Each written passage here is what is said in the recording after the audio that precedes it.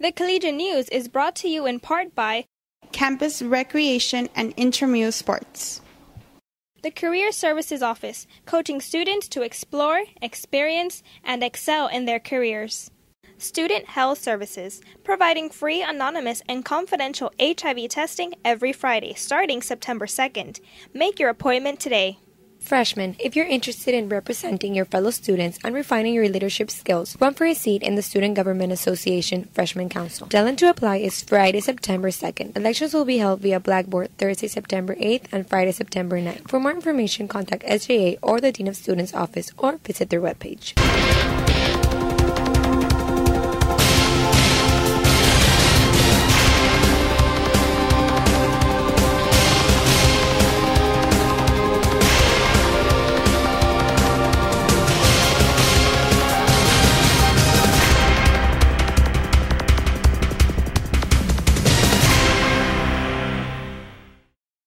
Hello, and welcome to another edition of the Collegian News. I'm Melissa Ramirez. And I'm Marlene Rodriguez.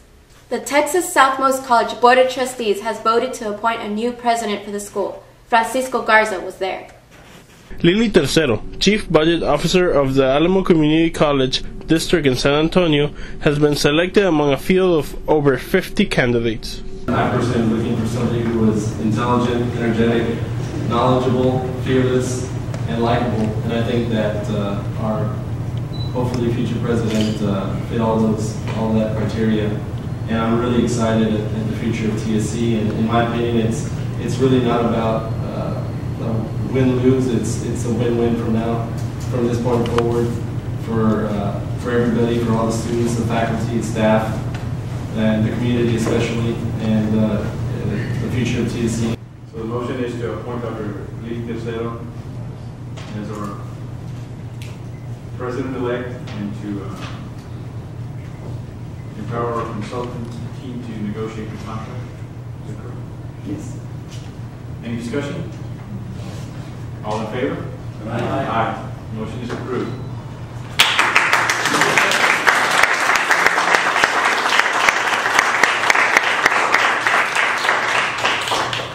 A day before, Tercero met with the campus community and answered their questions. We have to dream about where we're going to be 5, 10, 15 years from now. While as difficult as this transition might be for some individuals, we need to look beyond it to the future. In our business, the board approved a $61 million general fund budget for the next fiscal year, and an ad valorem tax rate of 0.16.4 cents per $100 valuation. It also extended the Scorpion Metro bus service for the next year, but only during the fall and spring semesters, excluding holidays such as spring break. For the Collegian News, I'm Francisco Garza. Here's Stephanie Mendez with this week's SGA update. The Senate again discussed the new year-round parking permit and approved the appointment of 4 new senators nominated by President Arturo Guerra. The Student Government Association plans to survey students this week on UTB TSC newly implemented year-round parking permit. Many students have complained about having to pay $60 for a yearly parking permit when some may only need it for a semester. Hear what they want to say in order for us to go and present a resolution and say this is what they want. We cannot make decisions ourselves without asking the students what they want to do. Right. And that's the reason our president with the VP in agreement will come out that we're going to present a survey. The survey will consist of no more than 5 questions, Jaramillo told the Collegian late Thursday, adding that it will be available on Blackboard sometime this week. In other business, Tuesday, the Senate approved the appointment of 4 new senators nominated by President Arturo Guerra. They are Alfonso Almeida, Senator at Large, Carlos Gutierrez, Senator for the College of Liberal Arts, Senator at Large Pedro Licona, who succeeds Jaramillo as Vice President of Public Relations, and Jaramillo, who succeeds Javed Paiman, who resigned August 23rd. For the Collegian News, I'm Stephanie Mendez. Here's Marlene Rodriguez with this week's What's Your Beef? What issues do you have with campus right now? Since I'm new at the school, the books are really expensive, and I try renting them, but the ones I want, they don't rent them, so like not even Book B. Where are you getting your books that they're so expensive? Well, I have to go on Amazon or check those websites online because Barnes & Noble gotta lower it down. Well, I think since they moved the Set B lab to the education building, it's been very inconvenient for a lot of students to do some research or print. I know the semester just started, but usually, you know, the Oliveira lab and the library, they have computers, and so does the university library. And Set B was great because it was right in the middle, and students who have class, you know, in South and North or in the Life Health Science building could print. But now that they moved the lab to the education building, which is a little redundant because you also have the the university library there, you have two labs in the same place almost. So I guess the proximity of both libraries, you know, make it hard for students. So Set B used to be great, but now they moved it, so it's inconvenient. What issue do you have with campus right now? Vending machines are usually empty throughout the year. Mainly people just eat them quickly, so they should go and fill them quicker. And why does the empty vending machines bother you? A snack between classes when you can't make it to the cafeteria or to the Barnes & Noble. Here and there, they're everywhere, they're just usually empty. And what do you think the campus should do about that? Just fill them up more often. Maybe not every other week, every week. After the first week of classes, hundreds of students gathered at the rec center to chill out.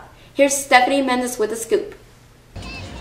During the Orange Crush welcome event, more than 1,600 students gathered at the rec center to enjoy all the food, fun, and music. Inside the rec center, students swapped their old university t-shirts for orange and blue ones with the university and Orange Crush logos on them. I think it's awesome. They bring a t-shirt from another university and we trade them in for one of UTB, so it's pretty cool. Jordi Lopez, a freshman math major who also volunteered in the t-shirt swap, said the old t-shirts will be donated. It brings more social life to the university and people can make more friends. Other students lined up to design custom leather bracelets with the help of Val Scroy, who adorned them with metal studs. Feeling like rock stars, some students made their own music videos, including sophomore Suzanne Castro, art education sophomore Robert Ruiz, and sophomore communication major Rhiannon Hobbs, who taped a rendition of Blink-182's All the Small Things. It's really fun. It's the best time of my life. We just made a music video and we rocked that. So far, what's your favorite part of Orange Crush? I think the bull part and him doing push-ups and the music video. I like the bull ride. That was fun. Just being a part of, the school and everything. It's a lot of fun. It's a lot of fun. Outside the rec center, a mechanical bull tossed those students brave enough to ride it. More action came via the movie Fast 5, shown on a giant inflatable screen by the swimming pool where students took turns on a water slide. Amid all the activities, 6C, Los Cuervos, and DJ BR played music. We're excited to see a lot of our students here enjoying a different variety of music. I think we got a really interesting showcase tonight. We had some unique independent artists come out and perform. 6C obviously is doing a great job. We have Los Cuervos who's going to bring their own crowd later on tonight. And of course, a closing act is the Hypnotist. I know a lot of students are pumped. For the Collegian News, I'm Stephanie Mendez. The Rio Bravos Wildlife Institute's EcoBus knows how to roll with the environment. Here's Marlene Rodriguez with the details. Hi, I'm here with the Rio Bravos Outreach Director, Joe Boswell. Joe Boswell, we would like to know about the bus, about the gas that it uses. Could you tell us about that?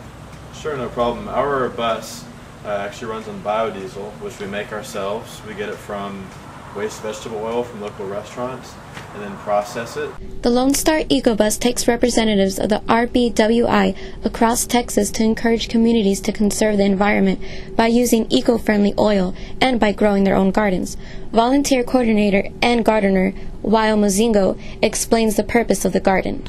And in this project we have basically teaching people sustainability at home so they can learn how to grow their own vegetables and be able to not just harvest them, but then look toward the future, save the seeds, and continue this year after year.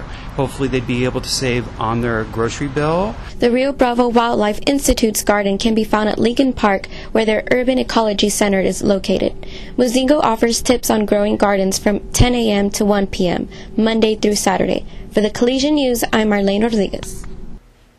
Here's Marlene Rodriguez with this month's Professor Spotlight. Hi, I'm here with this month's Professor Spotlight, Michael Boster. So Michael Boster, would you mind telling our viewers something about yourself? Yes, this is my 30th year teaching here at UTB TSC, and I'm currently teaching in the CAD technology program, and we'll be moving to the engineering technology program next fall. The Master Technical Instructor graduated from the University of Texas at Austin with a degree in architectural engineering.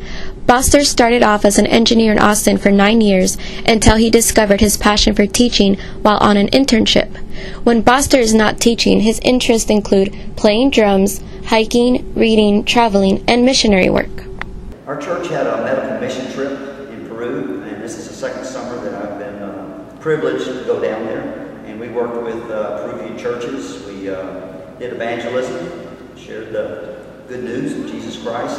Boster and other missionaries traveled to Peru to share the gospel and provide medical assistance for those in need. For the Collegian News, I'm Marlene. In Scorpion sports, the volleyball and soccer teams will be on the road this week. Men's soccer will face Florida's Embry-Riddle Aeronautical University on Friday and the University in Mobile on Saturday in Mobile, Alabama. Women's soccer will be in California to battle San Diego Christian College and Cal State University San Marcos. The undefeated Scorpion volleyball team travels to Cleveland, Tennessee for the Lee University Invitational Tournament. That's it for the Collegian News. We now leave you with highlights from Orange Crush. Thank you for joining us, and tune in next time. I'm Marlene Rodriguez. And I'm Melissa Ramirez. Have a great day.